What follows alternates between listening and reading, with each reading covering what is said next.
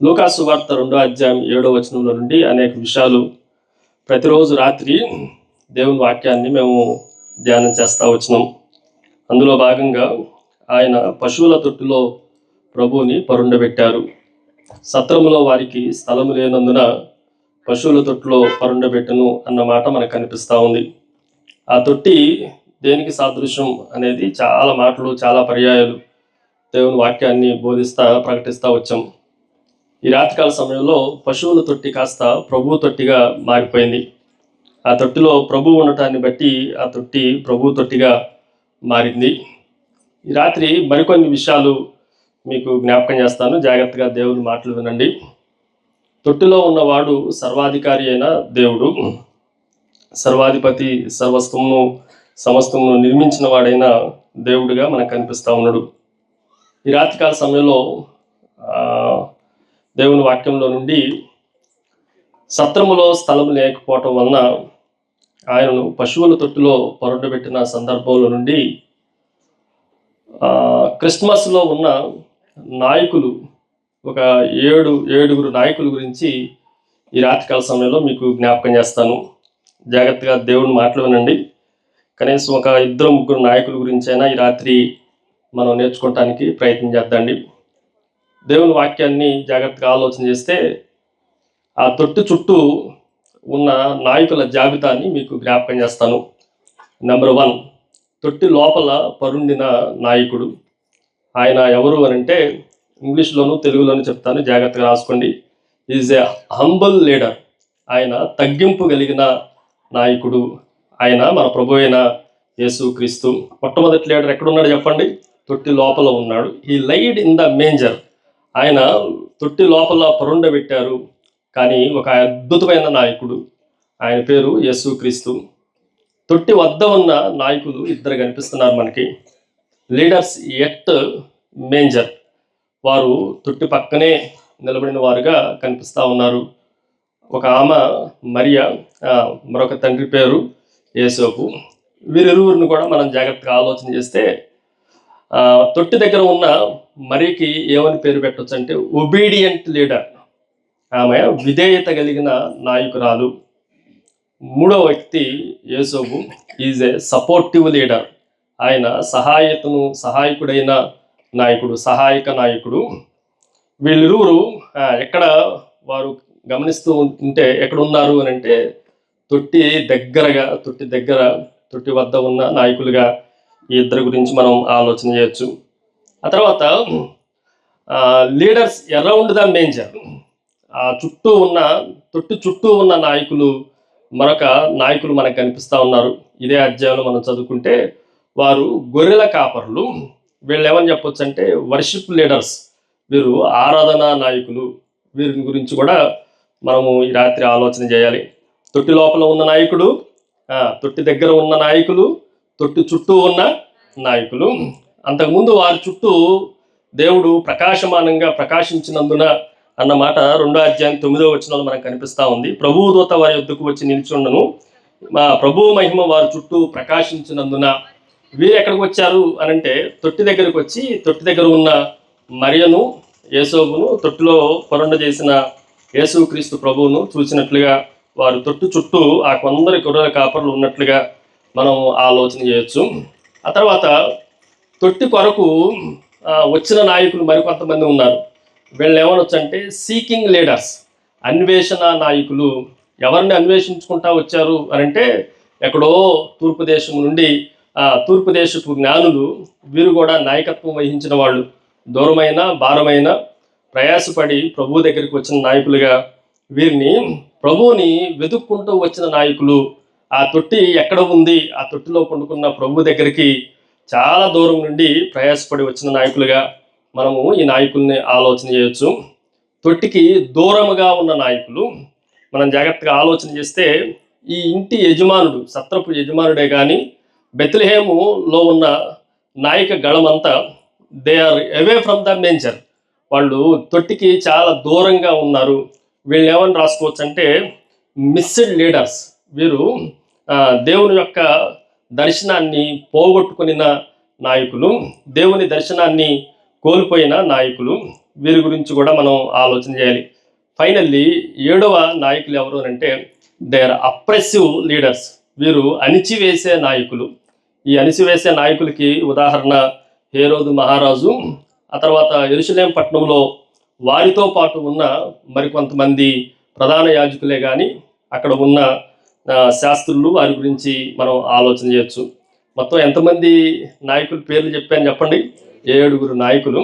మొట్టమొదటి జాగ్రత్త వినండి. మొట్టమొదటిది హంబుల్ లీడర్, ఆయన మన ప్రభు అయిన యేసుక్రీస్తు.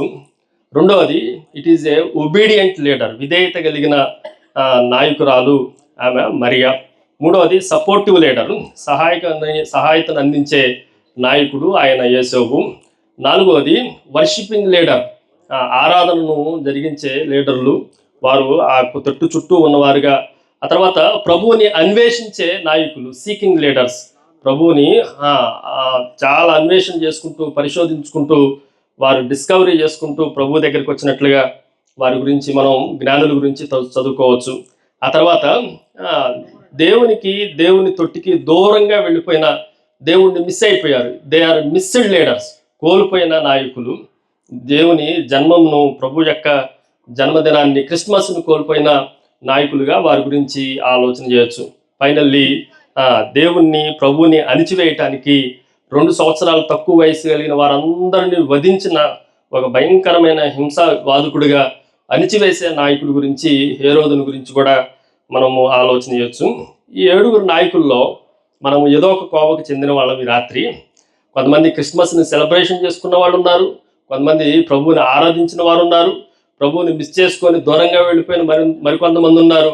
కొంతమంది ప్రభువుని అణిచివేయాలి, మాతో పోటీగా రాజుగా ఆయన ఉండటానికి ఇష్టం లేదు అని దేవునికి దూరం అయిపోయిన వారు కూడా, దేవుణ్ణి అణిచివేయటానికి ప్రయత్నం చేసి చివరికి మరణించిన వారు కూడా మనకు కనిపిస్తూ ఉన్నారు. వీళ్ళందరిలో నుండి నేను 16వ వచనంలో చదువుతున్నా చూడండి. 2వ అధ్యాయం 16వ వచనం. త్వరగా వెళ్ళి మరియను యేసేపును తొట్టులో పండుకొని ఉన్న, చెప్పండి తొట్టులో పండుకొని ఉన్న శిశువును చూచిరి. ఈ భాగంలో నుండి కనీసం ఈ రాత్రి 3 నాయకుల గురించి అయినా కొద్దిగా ధ్యానం చేసి చాలా క్లుప్తంగా కొన్ని మాటలు మీకు జ్ఞాపకం చేసి వాక్యాన్ని ముగించేస్తాను.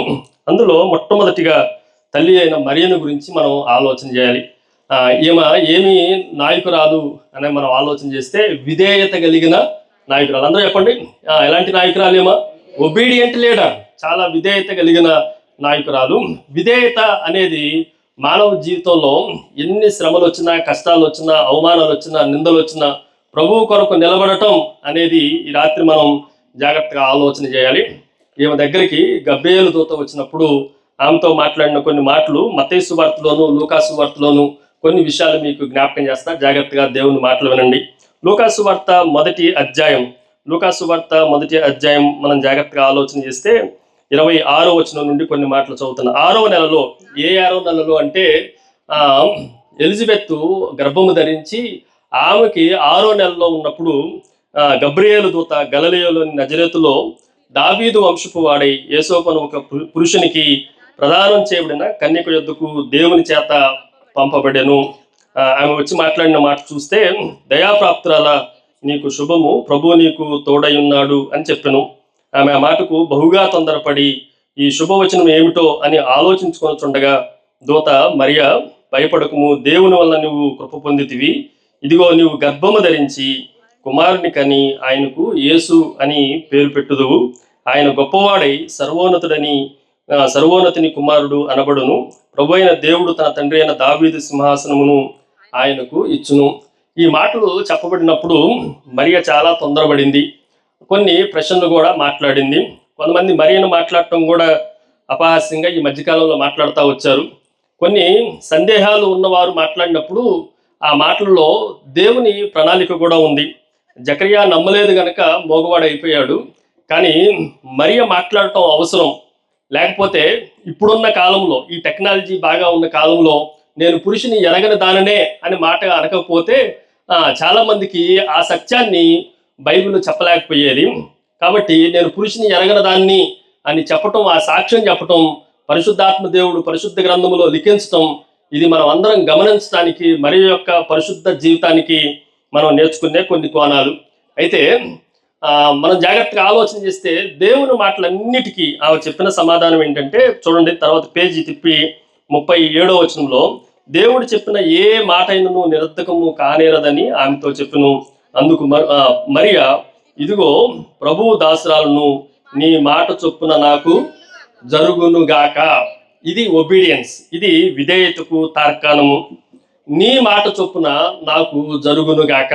అది ఎంత అవమానమైనా, ఎన్ని శ్రమలైనా, ఎన్ని నిందలైనా, నాకు మ్యారేజ్ కాకుండానే కుమారులు కలిగారు అని లోకమంతా భయంకరంగా మాట్లాడినా, నేను నీ మాటకు, పరలోకం నుండి దిగి వచ్చిన దేవుని మాటకు నేను విధేయతను చూపిస్తాను. ఈరోజు ఈ నాయకురాల దగ్గర నుండి మనం నేర్చుకోవాల్సిన అసలు సిస్సలైన మాట ఏంటంటే, దేవునికి లోబడటం నేర్చుకోవాలి, దేవునికి విధేయత చూపించడం నేర్చుకోవాలి. కొన్నిసార్లు దేవునికి విధేయత చూపించడం ఇట్ కాస్ట్స్ మోర్, అది చాలా వెలగలిగినది. కొన్నిసార్లు అది చాలా భారభరితంగా కనిపిస్తూ ఉంటుంది.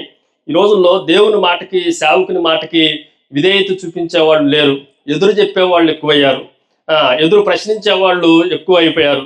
కానీ మరియని అడిగితే సుమారుగా 14 సంవత్సరాల నుండి 16 సంవత్సరాల వయసులోనే ఉంటుంది. అంతగా పెద్దగా మైండ్ మెచ్యూర్ అయిన గాళ్ళు కాదు. అయినప్పటికీ ఆమె చేసిన మహోన్నతమైన కార్యం ఏంటి అని మనం ఆలోచన చేస్తే అన్ని విషయాల్లోనూ విధేయత చూపించింది. ఇది కొంచెం జాగ్రత్తగా ఆలోచన చేయాల్సిన విషయం. ఇలాంటి మైండ్ అంతా సరిగా లేక కొద్దిగా తొందరలతో ఉన్న పరిస్థితులు మనకి మొదటి అధ్యాయంలో కనిపిస్తూ ఉన్నాయి. చూడండి 34వ వచనంలో, అందుకు మరియ, నేను పురుషుణ్ణి ఎరగని దాన్నే, ఇది ఎలాగూ జరిగినని దూతతో చెప్పగా. ఆ తర్వాత 29వ వచనంలో కూడా ఆమె ఆ మాటకు బహుగా తొందరపడి. ఈ మాటలన్నింటినీ జాగ్రత్తగా ఆలోచన చేస్తే ఈ మాటల మధ్యలో దేవుని దూత ఒక మాట చెప్పాడు. అదేంటంటే, నీకు కుమారుడు పుడతాడు, ఆయన పేరేమని పేరు పెడతావు? 31వ వచనంలో, కుమారునికి యేసు అని పేరు పెట్టుదు. గర్భము ధరించే ముందన్నిటిలో పరిస్థితులు తీవ్రంగా ఉన్న, పరిస్థితులు అవమానకరంగా ఉన్న, పరిస్థితులు దుఃఖకరంగా ఉన్న, పరిస్థితులన్నీ ప్రతికూలంగా ఉన్న విధేయతను చూపించిన మరియగా మనకు కనిపిస్తూ ఉంది. కానీ జన్మించిన తరువాత మనం జాగ్రత్తగా ఆలోచన చేస్తే, మరలా 2వ అధ్యాయం మొదటి వచనం దగ్గరికి రండి. మొదటి వచనాల ఆ భాగాలన్నింటినీ మనం జాగ్రత్తగా ఆలోచన చేస్తే చాలా దూరం ప్రయాణం చేయాలి. నజరేతులో నుండి ఎక్కడికి ప్రయాణం చేయాలి? వాళ్ళు బెత్లెహేములోనికి ప్రయాణం చేయాలి. వాస్తవానికి పురుషుడు వచ్చి రిజిస్టర్ చేసుకున్నా సరిపోతుంది, యూదులు ఏమీ స్త్రీలను తీసుకొని రావాల్సిన అవసరం లేదు. కానీ ఆమె ప్రసవించే దినాలు నిండిన తర్వాత కూడా, కష్టములో కూడా, భయంకరంగా పెయిన్స్ వస్తున్న సందర్భంలో కూడా, ద లాంగెస్ట్ జర్నీ 90 మైళ్ళ పై దూరము ఆమె ప్రయాణం చేస్తూ వచ్చింది. ఎందుకు అనంటే, లేఖనాలన్నీ నెరవేర్చబడినట్లుగా బెత్లెహేములోనే యేసుక్రీస్తు ప్రభువు జన్మించాలి. ఒకవేళ మరియ నో అని చెప్తే, తన విధేయతను చూపించకుండా అవిధేయత చూపిస్తే, బెత్లెహేములో ప్రభువు పుట్టకపోతే ఏమయ్యేదనంటే, లేఖనాలన్నీ చెప్పి ఈయన మెస్సయ్యా కాదు అని ముద్ర వేయటానికి అవకాశం ఉండేది. కానీ అలాంటి ముద్ర వేయటానికి అవకాశం లేకుండా ఎందుకు వచ్చింది అనంటే, దూరం అయిపోయినప్పటికీ మనం ఈ మధ్యకాలంలో 3వ నెల నుండే బెడ్ రెస్ట్, 4వ నెల నుంచి అత్తగారు అమ్మగారు చేతికి అందించాలి, దగ్గర నందిగామ హాస్పిటల్కి వెళ్ళాలన్నా కూడా అంబులెన్సులు రావాలి. ఇలాంటి పరిస్థితుల నడుమ దేవుని కొరకు ఓర్చుకొనటంలో, విధేయత చూపించడంలో మరియా చాలా ఉత్తమరాలుగా, ఉన్నతమైన స్త్రీగా కనిపిస్తుంది. మంచి నాయకురాలుగా ఆమె దగ్గర నుండి మనం నేర్చుకోవచ్చు. సరే, జన్మించింది, అయిపోయింది. అది అయిపోయిన తర్వాత 8వ దినమున 21వ వచనం దగ్గరికి రండి. 21వ వచనాన్ని మనం జాగ్రత్తగా ఆలోచన చేస్తే, 2వ అధ్యాయం 21వ వచనం, ఆ శిశువుకు సున్నతి చేయవలసిన 8వ దినము వచ్చినప్పుడు గర్భమందు ఆయన పడక మునుపు దేవుని చేత పెట్టబడిన యేసు అని పేరు ఆయనకు పెట్టిరి. ఈ మాటను కూడా మనం జాగ్రత్తగా ఆలోచన చేస్తే, యేసు అనే పేరు మరియకు దేవుడు ప్రత్యక్షపరిచాడు. మరియతో చెప్పబడిన మాట అప్పుడు తొందరలో ఉంది, సరిగా అర్థం చేసుకోలేదు. కానీ 8వ దినాన దేవుని మందిరానికి వెళ్ళినప్పుడు ఖచ్చితంగా యేసు అని పేరు పెట్టడానికి వారు తీర్మానించుకున్నారు. ఆ విషయంలో కూడా వారు ప్రభు యొక్క మాటకు విధేయతను చూపించిన వారుగా మనకు కనిపిస్తూ ఉన్నారు. ఆ తర్వాత కొంచెం కిందకు వస్తే, ధర్మశాస్త్రం ప్రకారం 24వ వచనంలో, ప్రతి తొలుచూలు మగపిల్ల ప్రభువుకి ప్రతిష్ఠింపవలను అని ప్రభు ధర్మశాస్త్రమందు రాయబడినట్లు ఆయన్ను ప్రభువునకు ప్రతిష్ఠించుటకును, ప్రభు ధర్మశాస్త్రమందు చెప్పబడినట్లు గువ్వల జతైనను 2 పావుర పిల్లలైనను బలిగా సమర్పించుటకును వారు ఆయనను యెరూషలేములోనికి తీసుకొని పోయిరి. జాగ్రత్త వినండి, వీళ్ళు చాలా భేద పరిస్థితుల్లో ఉన్నారు. గొర్రె పిల్లను సమర్పించవలసిన వీరు తొలి సంతానానికి ప్రతిష్ఠ చేసేటప్పుడు దాన్ని అర్పించలేని వారు దేన్ని అర్పించాలంటే 2 జతల పావురాలు కానీ గువ్వలు కానీ అర్పించడానికి ధర్మశాస్త్రం ఎలవ చేస్తూ ఉంది. కానీ వీరి యొక్క పేదరికాన్ని బట్టి మనం జాగ్రత్తగా ఆలోచన చేస్తే వారు తెచ్చుకున్న డబ్బు సత్రాన్ని రెంట్కి తీసుకోవటానికి కానీ సత్రానికి పే చేయటానికే వారికి సరిపోలా. ఒకవేళ అదే డబ్బు ఉన్నట్లయితే సత్రాన్ని మంచి సత్రంలోనే ఉండేవాళ్ళు, మంచి ప్లేసుల్లోనే ప్రభువుని కని పొరుండబెట్టేవారు. కానీ సత్రంలో స్థలం లేకపోవటానికి ఒక కారణం వారు పేదవారు అయినందున వలన, అంత మాత్రమే కాదు వారు ఆ రూములకి చెల్లించవలసిన పైకము వారి దగ్గర లేకపోవటం వలన కూడా వారికి సత్రములో స్థలం లేకపోయింది. కానీ వారు ఏమాత్రం తెచ్చుకున్నారో కొద్దిగా ఆ గువ్వలు కొనటానికి, ఆ పావురాలు కొనటానికి కావలసిన ఆ కొద్దిగా డబ్బుని దేని కొరకు దాచిపెట్టారు అనంటే ధర్మశాస్త్రపు విలువలు అన్నిటిని వీరు ఎరిగిన వారు. ఇద్దరు యోధా గోత్రానికి చెందినవారు, దావీదు వంశంలో నుంచి వచ్చిన వారు. వారు దేవుని ధర్మశాస్త్రం యొక్క విధివిధులు యేసోబే గాని ఆ తర్వాత మరియే గాని దేవుని వాక్యానికి విధేయత చూపించడం కూడా వారి దగ్గర నుండి ఆలోచన చేయొచ్చు. డబ్బులు లేవండి అనుకుంటా చాలా సందర్భాల్లో దేవుడికి ఇవ్వాల్సిన వాటిని కూడా సమర్పించుకోలేము. ఏమంటారంటే మా దగ్గర డబ్బులు లేవండి, దేవుడికి అన్నీ తెలుసు, దేవుడికి సమస్తము తెలుసు, మేమేమి సేవకుడికి ఇవ్వలేము, మీటింగులకు ఇవ్వలేము అని చాలా సందర్భాల్లో తప్పించుకోవటానికి అవకాశం ఉంది. కానీ ధర్మశాస్త్రం ఏమి చెప్పిందో ఆ విషయాల్లో వారు తూచా తప్పకుండా విధేయత చూపించిన దేవుని తల్లిగా మరియను గురించి మనం ఆలోచన చేయొచ్చు. మరొక ఆలోచన మీకు జ్ఞాపకం చేస్తాం. మరి కొంతమంది ఏమంటారంటే అర్థం చేసుకోలేక జ్ఞానులు వచ్చిన టైం వేరు, యెరూషలేములోనికి ప్రభువుని తీసుకొచ్చిన టైం వేరు. యెరూషలేములోనికి ప్రభువుని ప్రతిష్ఠించ కొరకు సున్నతి చేయించడానికి తీసుకుని వచ్చిన దినము 8వ దినము అని రాయబడింది. జ్ఞానులు ప్రభువుని దర్శించడానికి వచ్చిన టైం సుమారుగా 1 year అయిపోయింది. 1 year తర్వాత, సంవత్సరం తర్వాత వారు ప్రభు దగ్గరికి వారు ఆ నక్షత్రమును చూసి కనుగొని ప్రయాణం చేసి ప్రభు దగ్గరికి వచ్చే టైంకి చాలా రోజులు అయిపోయింది. దీన్ని ఎరగక 2 ఒకేసారి జరిగినాయి అనుకొని యేసుక్రీస్తు సమర్పించడానికి బంగారం తెచ్చారు కదా, బోళము తెచ్చారు కదా, సామ్రాణి తెచ్చారు కదా, వాటిని అమ్మేసైనా గువ్వలు కాకుండా చాలా పెద్దది తెచ్చుకోవచ్చు కదా అని కొంతమంది అనుకోవటానికి అవకాశం ఉంది. దేవుని వాక్యాన్ని చాలా పరిశీలనాత్మకంగా చూస్తే వాళ్ళు అర్పించిన తర్వాత, జ్ఞానులు అర్పించిన తర్వాత ఆ రాత్రే దేవుని దూత చేత మరలా యేసోపు మరియను వారు ఆలోచిస్తుండగా హేరోదు శిశువును చంపాలని చూస్తున్నాడు, మీరు ఇక్కడి నుంచి ఐగుప్తులోనికి వెళ్ళిపోండి అని చెప్పడంతోనే ఆ రాత్రే వాళ్ళు ప్రయాణం చేసి వెళ్ళిపోయారు. అలా ప్రయాణం చేయటానికి కూడా వారు విధేయత చూపించిన మరియలాగా మనం ఆలోచన చేయాలి. ఇన్ని మాటలు ఎందుకు మీకు జ్ఞాపకం చేశానంటే, మనం ఎక్కడన్నా దేవునికి విధేయతను చూపించే వారంగా, క్రిస్మస్ అంటే అర్థం ఏంటంటే విధేయత చూపించటం. క్రిస్మస్ అని అంటే పండగ చేసుకునటం కానే కాదు, ఎగరటం అంతకన్నా కానే కాదు, విధేయత చూపించటం, దేవుని మాటకి విధేయత చూపించటం, దేవుడు సెలవిచ్చిన ప్రతి మాటకి, ధర్మశాస్త్రంలో ఉన్న ప్రతి మాటకి, దేవుడు సూచించిన ప్రతి ఆజ్ఞకు మనం విధేయత చూపించటం చాలా ప్రాముఖ్యమైనది. ఈరోజు ఎంతమంది విధేయత కలిగిన నాయకులు ఉన్నారు? సేవకుల్లో కూడా ఈ మధ్య విధేయత కొరవడింది. దేవుడు చెప్పిన మాటను అవిధేయులుగా మారిపోయిన వాళ్ళు చాలా మంది ఉన్నారు. మొట్టమొదటి రాజుగా పిలువబడుతున్న సౌలు దేవుని మాటకు అవిధేయత చూపించి సింహాసనాన్ని, రాజరికాన్ని రెండింటినీ కోల్పోయాడు. ఈరోజు విధేయత చూపించడం చాలా ప్రాముఖ్యమైన క్రిస్మస్ నాయకుల్లో ఆ సత్రము దగ్గర నేర్చుకోవాల్సిన మొదటి విషయం ఏంటి అని ఈ రాత్రి ఆలోచన చేస్తే, విధేయత కలిగిన నాయకురాలైన మరియలాగా మనము కూడా ఒక మంచి తీర్మానం చేసుకోవాలి. ఈ మాటలు ఈ రాత్రి కొంచెం జాగ్రత్తగా ఆలోచన చేయాలి. 2వ వ్యక్తిని గురించి మీకు జ్ఞాపకం చేస్తాను. మరియతో పాటు ఎవరిని చూశారంటే వాళ్ళు చెప్పండి, యేసోపును. ఈ మాటను కూడా జాగ్రత్తగా ఆలోచన చేస్తే యేసోపును గురించి ఏమని చెప్పానంటే సపోర్టివ్ లీడర్. అందరూ చెప్పండి, సహాయక నాయకుడు. ఈరోజు సంఘాలకు సహాయం చేసే నాయకులు కావాలి, సేవకి సహాయపడే నాయకులు కావాలి, దేవుని ప్రణాళికలను నెరవేర్చడానికి సహాయం చేసే నాయకులు కావాలి. ఒకవేళ యేసో ప్లేస్ ఇంకెవ్వరు ఉన్నా నేను ఈ అమ్మాయితో ఉండను అని వెళ్ళిపోతే ఎట్టి పరిస్థితుల్లో దేవుని రక్షణ కార్యం కానీ, క్రిస్మస్ సెలబ్రేషన్స్ కానీ ఉండేవి కానే కాదు. చాలా సందర్భాల్లో మానవుల్లాగానే యేసోపు జీవితం కూడా అలాగే కనిపిస్తూ ఉంది. మత్తయి సువార్త 1వ అధ్యాయంలోనికి రండి. మత్తయి సువార్త 1వ అధ్యాయం 19వ వచనం నేను చదువుతున్నా. ఆమె భర్త అయిన యేసోపు నీతిమంతుడయ్యుండి ఆమెను అవమానపరచనల్లక రహస్యముగా ఆమెను విడనాడ ఉద్దేశించును.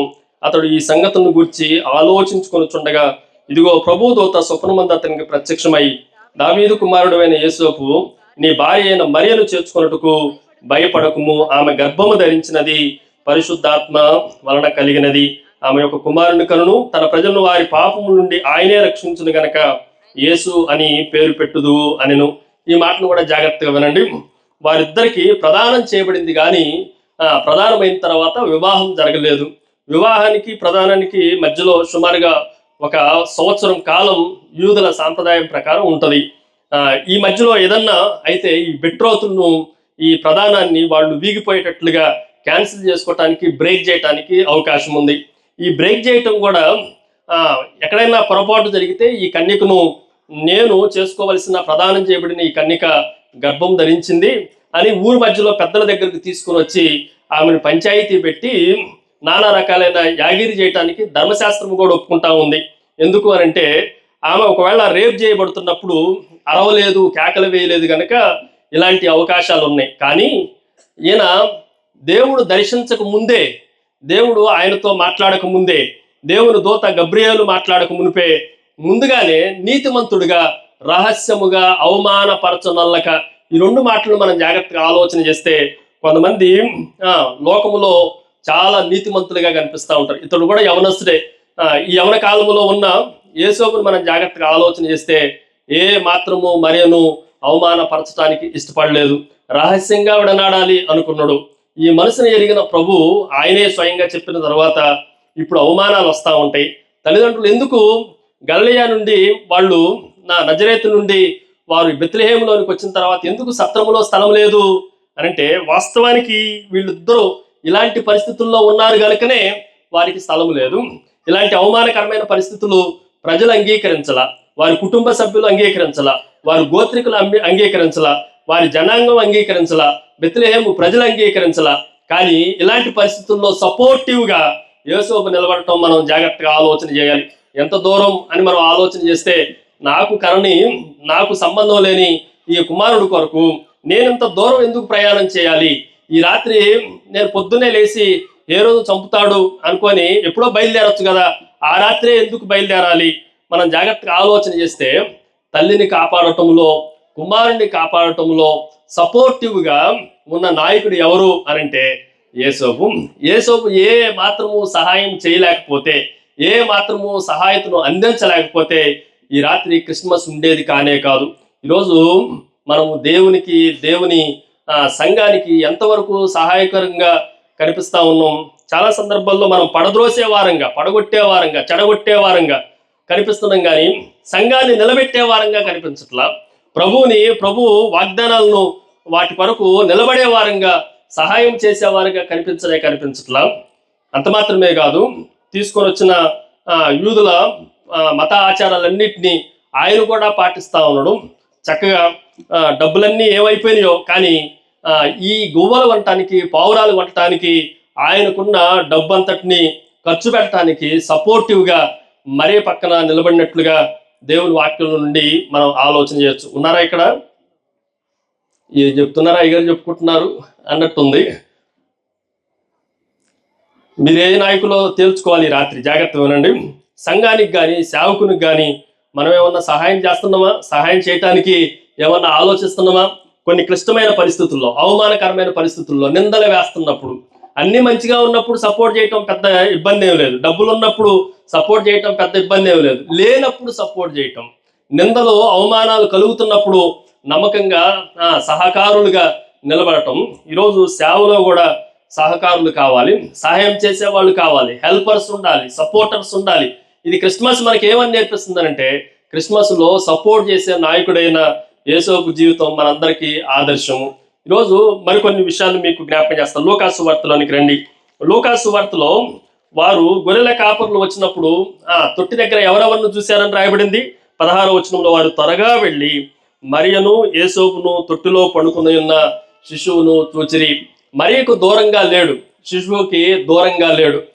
శిశువు ఉన్న తొట్టి అంతటిని చక్కగా ఆ రాత్రి అంతా ఎవరు సహాయకుడిగా ఉండి నడిపిస్తున్నాడు. దాన్ని అంతటిని టేక్ కేర్ ఎవరు చేస్తున్నారు?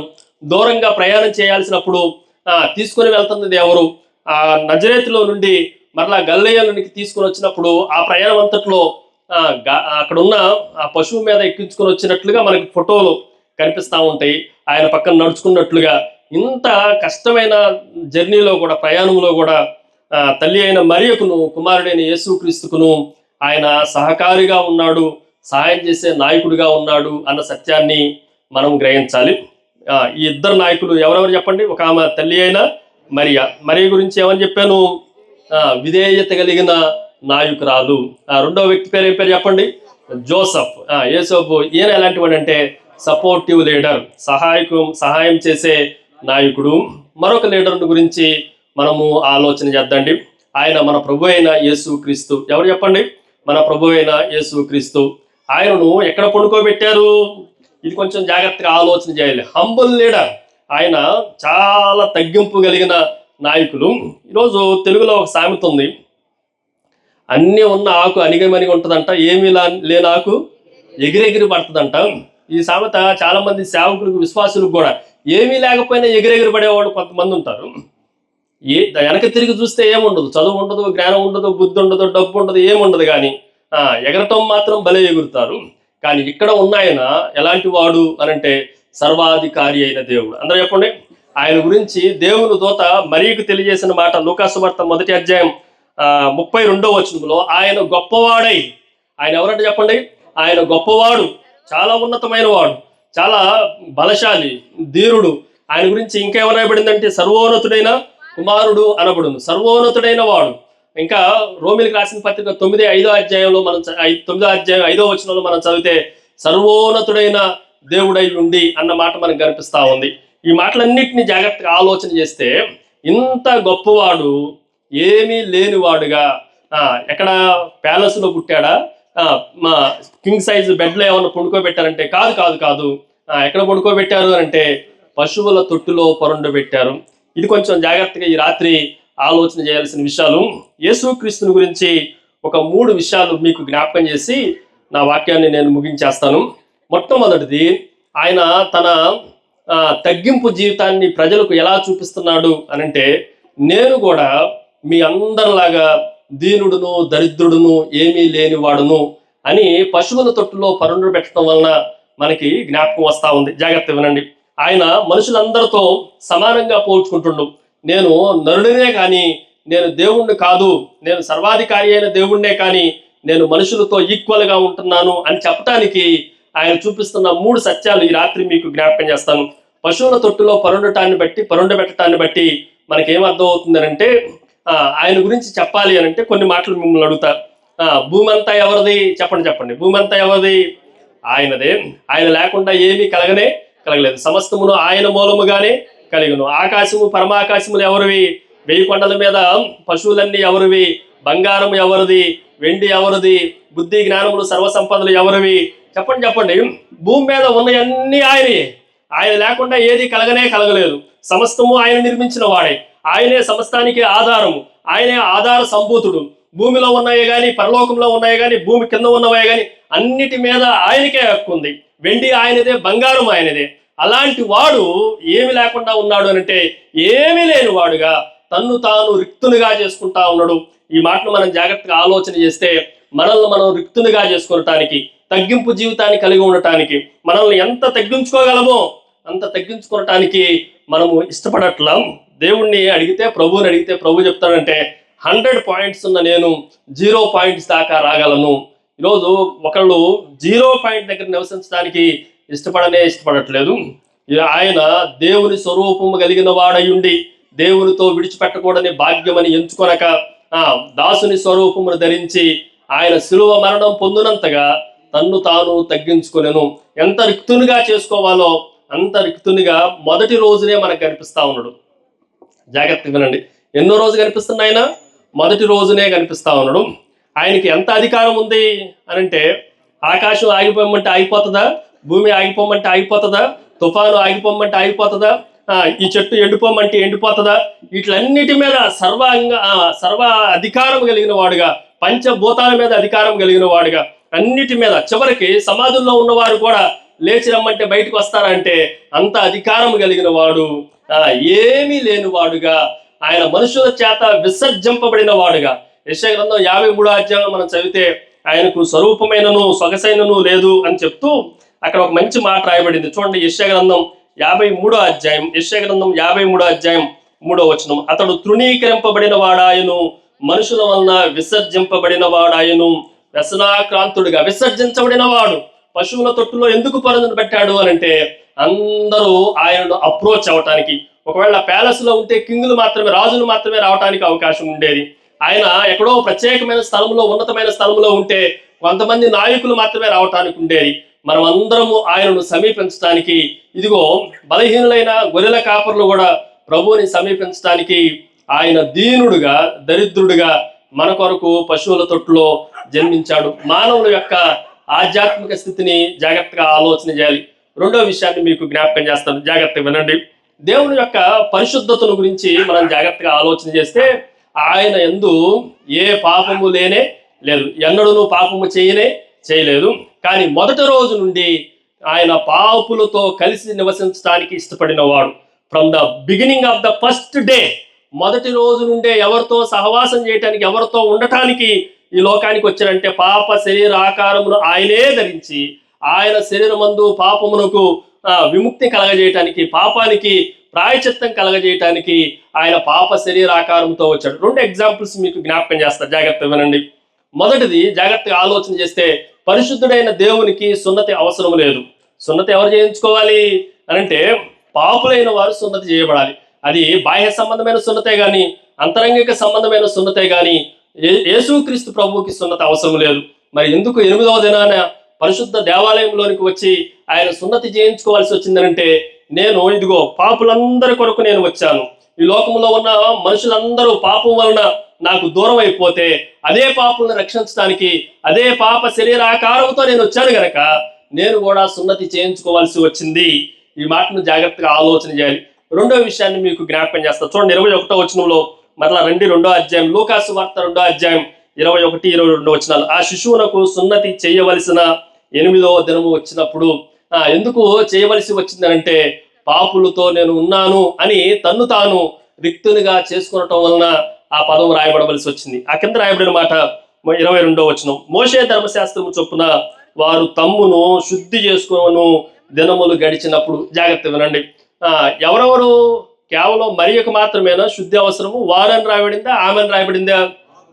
వారు అని రాయబడింది. మోషే ధర్మశాస్త్రం ప్రకారం ఎవరు శుద్ధి చేయబడాలి అని అంటే పాపులు శుద్ధి చేయబడాలి. కానీ ఆ రోజును కూడా ప్రభు నేను ఎవరితో ఉంటున్నాను అని మనతో చెప్తున్నానంటే, నేను పాపులతో ఉంటున్నాను. ఈ పాపులను రక్షించడానికే మనిషి కుమారుడు ఈ లోకమునకు వచ్చినన్న వాక్యము నెరవేర్చబడటానికి ఆయన కూడా శుద్ధీకరణ ఆచారం కొరకు, శుద్ధి చేసుకునే దినం కొరకు మందిరంలోనికి ప్రవేశించాడు. ఆయన శుద్ధి చేసుకునటానికి అవసరం లేదు. ఆయన పరిశుద్ధుడు. ఆయన ఎవరు శుద్ధి చేయగలరండి? ఏ ధర్మశాస్త్రం శుద్ధి చేయగలదు? ఆయనను శుద్ధి చేసే అంత మంచి గొప్ప యాజకుడు ఎవరున్నారు? ఎవరూ లేరు. ఏ పశువుల రక్తము కానీ, ఏ గొర్రెపిల్ల రక్తము కానీ, ఏ గోవుల రక్తము కానీ, ఏ పావురముల రక్తం కానీ ఆయనను శుద్ధి చేయలేదు. కానీ దేని కొరకు ఆయన శుద్ధి చేయించుకోవటానికి ఇష్టపడ్డాడు అని మనం ఆలోచన చేస్తే, మనతో ఈక్వల్గా పాపులైన మనందరి కొరకు ఆయన వచ్చాడు గనక మనతో ఒకనివాడిగా తన్ను తాను తగ్గించుకున్నాడు. నా మాటలు అర్థమవుతున్నాయి అనుకుంటున్నాను. ఈ రాత్రి జాగ్రత్తగా వినండి. మొదటిది ఏమని చెప్పారండి? ఆయన పశువుల తొట్టులో పరుండబెట్టటమును బట్టి సర్వాధికారం కలిగిన వాడుగా, అన్ని ఆయన మీదే అధికారం కలిగిన వాడు, అన్ని ఆయనవే, కలిగినవన్నీ సమస్తము ఆయనవే. ఆయనే రిచెస్ట్ పర్సన్, ఆయనే ధనవంతుడు.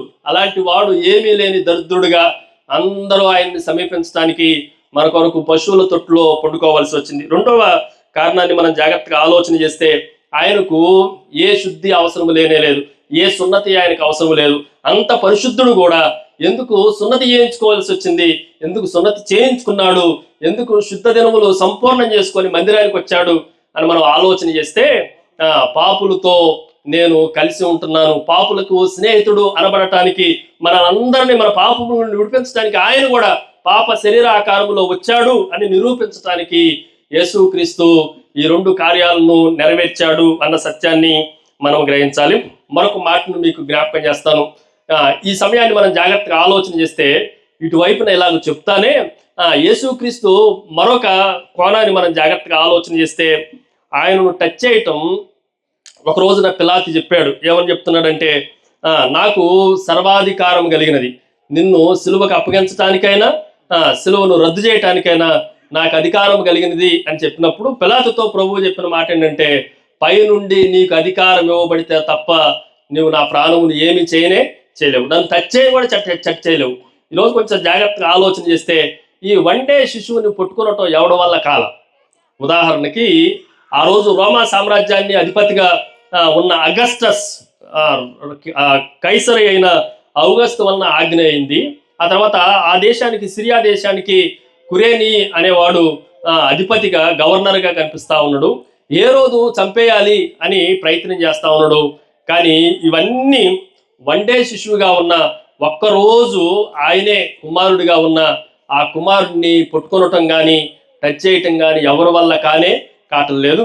ఈ మాటను కూడా జాగ్రత్తగా ఆలోచన చేస్తే ఒక్కరోజు శిశువుగా ఆయన దగ్గర నుండి కొన్ని దినములు, 8 దినముల శిశువుగా ఆయన దగ్గర నుండి మనం నేర్చుకునే విషయాలు జాగ్రత్తగా ఆలోచన చేస్తే, ఇందాకలే దేవుని సేవకులు చెప్పినట్లుగా ఆయన జననము ప్రణాళికాబద్ధమైనది.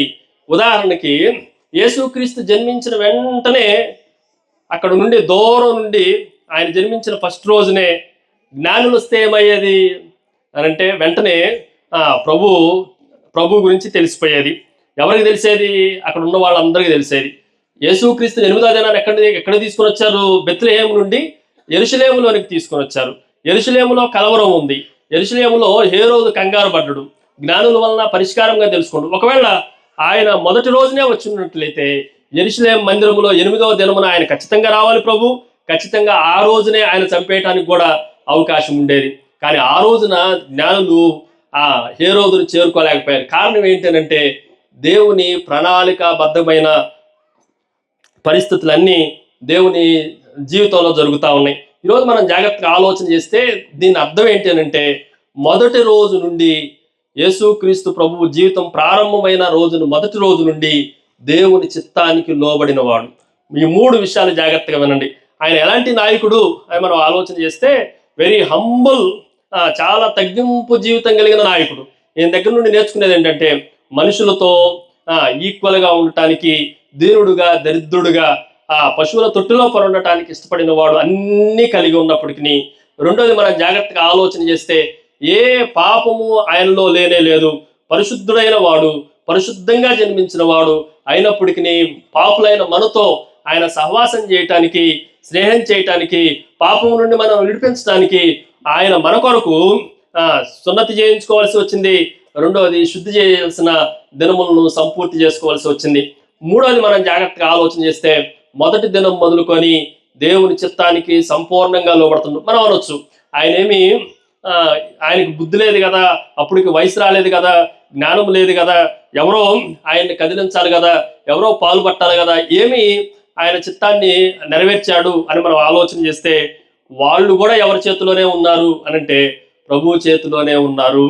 గొర్రెల కాపర్లు కూడా ఎవరి చేత నడిపింపబడ్డారు అంటే ప్రభువును బట్టే నడిపించబడ్డారు. ఈ రాత్రి మనం జాగ్రత్తగా ఆలోచన చేస్తే ఒక విధేయత కలిగిన నాయకురాలుగా మనం మరియను గురించి ఆలోచన చేసాం. ఒక సహాయకుడైన నాయకుడిగా యేసోబుని గురించి మనం ఆలోచన చేసాం. ఒక తగ్గింపు కలిగిన నాయకుడిగా, సర్వలోకమును పరిపాలించే నాయకుడు. మనమైతే ఇంత డబ్బున్న వాళ్ళమైతే పశువుల తొట్టులో పొట్టు పెడితే ఏం చేసేవాళ్ళం? అలాంటి తల్లిదండ్రులు తీసుకొని వస్తే, మా అబ్బాయి బాగా డబ్బున్నోడు, వీడి దగ్గరికి జ్ఞానులు వస్తారు, ఇవి కూడా దోత చెప్పాల.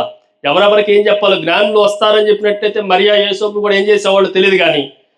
కానీ ఈరోజు మనం జాగ్రత్తగా ఆలోచన చేస్తే తొట్టులో ఉన్నవాడు ఆ ప్రభువైన యేసుక్రీస్తు చాలా తగ్గింపు కలిగిన నాయకుడిగా మనకు కనిపిస్తా ఉన్నాడు. మనతో సమానంగా ఉండటం, దేవునితో సమానంగా ఉండవలసిన వాడు ఎవరితో సమానంగా జీవించడానికి వచ్చాడు అని మనం ఆలోచన చేస్తే పాపులైన మనందరితో ఆయన నివసించడానికి వచ్చాడు.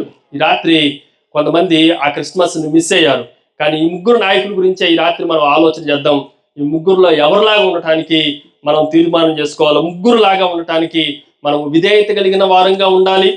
రెండోది చెప్పండి, దేవుని సేవకుడికి, సంఘానికి మనకు తగిన అన్ని విషయాల్లోనూ సపోర్టివ్గా చేయటానికి సహాయం చేసే నాయకులుగా యేసోబు దగ్గర నుండి నేర్చుకోవాలి.